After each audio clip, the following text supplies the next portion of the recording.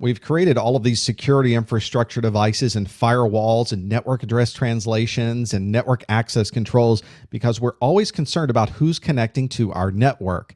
Well, now, of course, our users are much more mobile. They're in coffee shops, they're in home offices, they're traveling around the world, but they still need access to important resources that are on the inside of the network.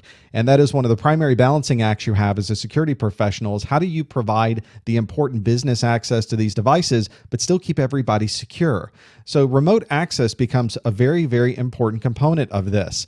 Whenever you start looking at how you're going to get people to communicate back securely into your network, you're almost always going to use some type of encryption technology. In later videos, we're going to talk about some very specific methods of being able to authenticate and encrypt traffic, especially over a remote access piece. But obviously, encryption is incredibly important because you have no idea who on the internet might have access to this data as it's flowing through. If you're in a hotel, the hotel certainly has access to that. In fact, other people within the hotel who are staying there might have access to your data as well. It's very common on wireless networks for people to sniff the air, be able to find information that you may be sending in the clear. So creating an encrypted tunnel prevents some of those things from happening.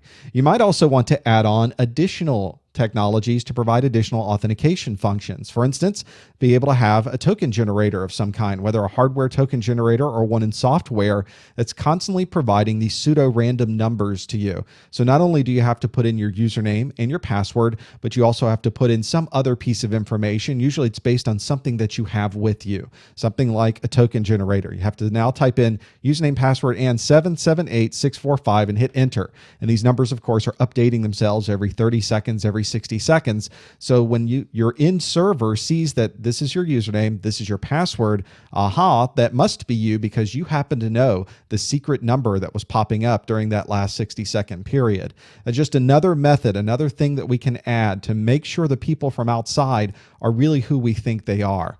If you're doing any type of remote access, you should always be looking at your logs. You should always be checking them to determine who is connecting from where. And you can also set up methods within your remote access devices to make sure that people aren't logging in from multiple places. If somebody's mobile and you see that they're logging in from Starbucks in one city and Starbucks in another city, you might need to question that. One person obviously can't be in two places at once. So you not only want to look at your logs and see if that's happening, but also set up some security controls within your remote access equipment to make sure something like that doesn't happen.